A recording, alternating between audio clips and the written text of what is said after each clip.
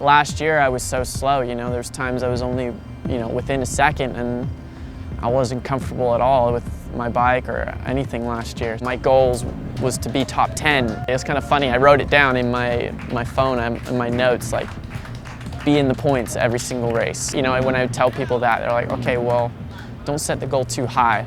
This class, obviously we're fighting for tenths, we're fighting for little hundredths of a second, so there's some doubt in your mind if whether or not you actually belong here, you're not going to do very well. First Q2 in the pole. First Q2, first pole.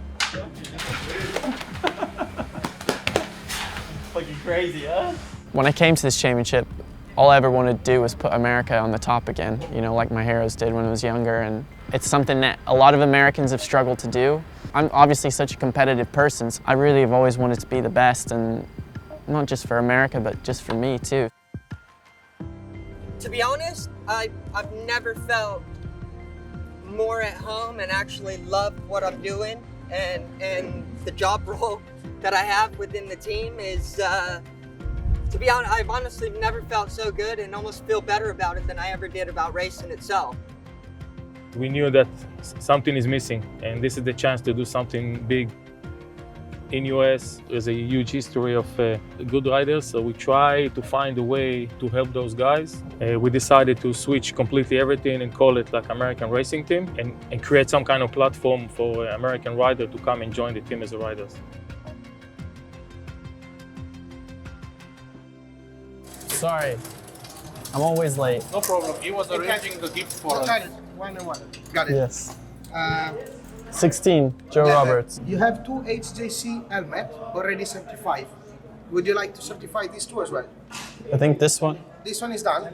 That one is okay. This one is not. Yeah, Would you like me to certify this? Yeah, this one, please.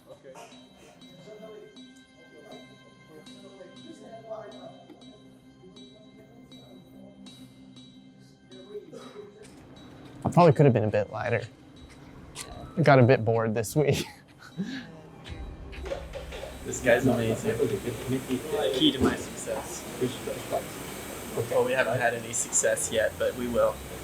Joe and I managed to find a way to work with. That I want the best for him because I start with him.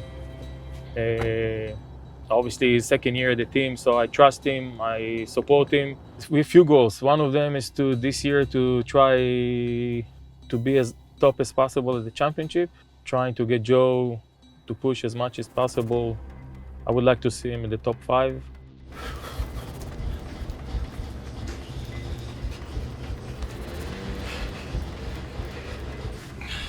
Start working with the team. They wanted an experienced rider coach, obviously with them being the American racing team. All the while I was trying to speak to Joe the entire time and just telling him and asking him, what are your strengths, what are your weaknesses. It's a really good feeling, to be able to offer the experience that I gathered all the year. If I had something like that, throughout my career, I think I really could have benefited from it. Joe really takes on board the advice that I give him, and to be honest, the perfect job, and I'm really, really loving it so far.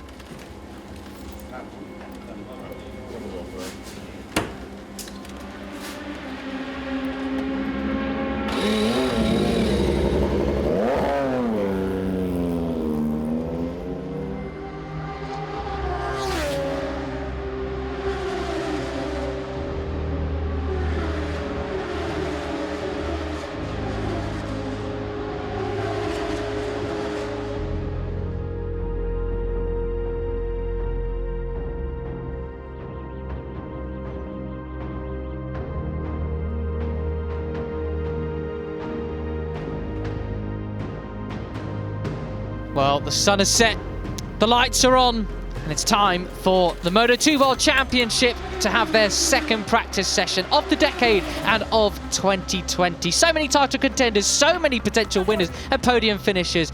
Great stuff from Joe Roberts as he comes out the final turn. Will he maintain that sort of gap and go to the top? He does go top by 6.5 tenths of a second. Joe Roberts, take a bow, great stuff. Man, I made turn 10. Yeah, what? Like that? And then when I went in, I just tied your lap record, huh? plan is to do even better. Pole position. Yeah, the plan is pole position.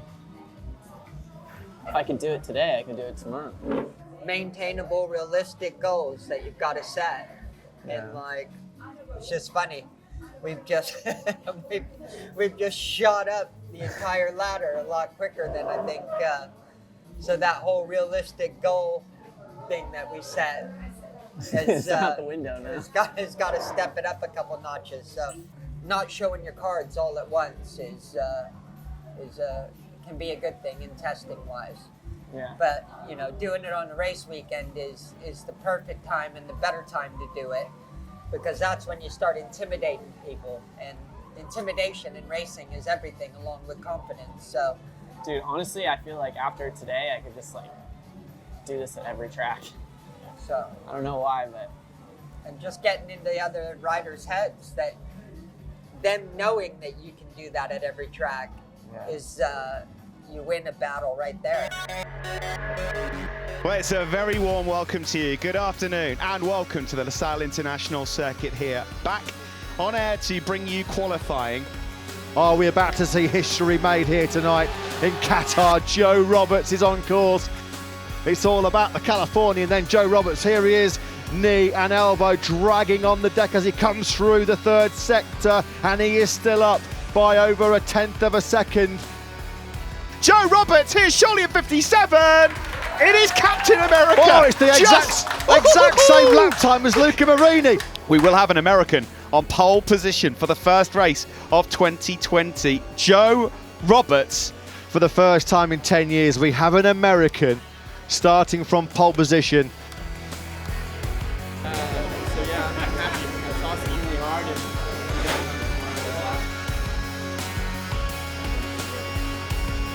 I don't think I was under any illusion that that wasn't going to happen.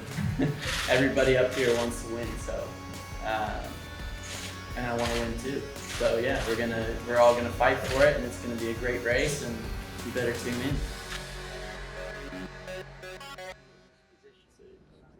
If someone told you coming into the weekend that you were gonna walk away with here with a 5th place, you would have put your money down and like paid money for that, like at the beginning of the weekend, and not let the nervousness. And I know how honestly how jolting it is to like want that first GP podium. It's like, but you literally like, and if it comes down to it, like, take the second, take the third, like, you know, yeah, if you can go for the win, go for it, but don't think it's absolutely everything.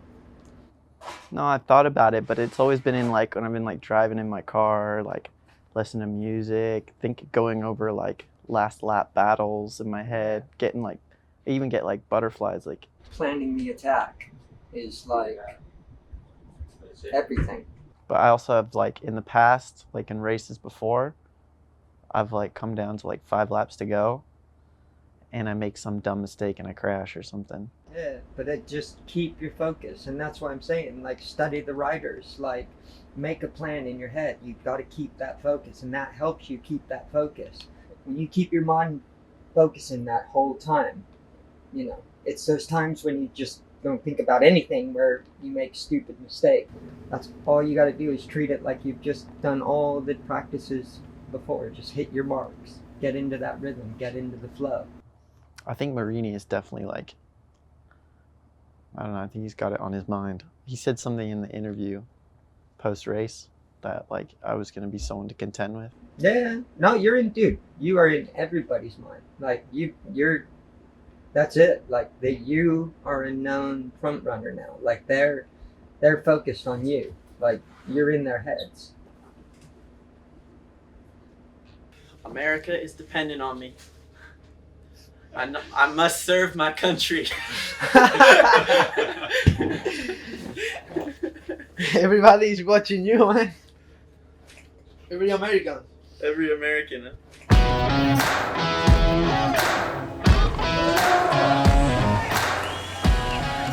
Don't do all the work for everybody.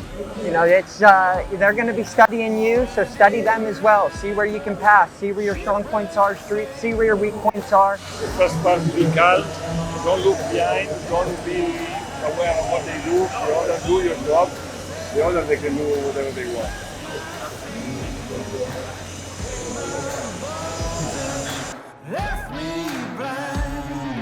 You got this, man. Have fun.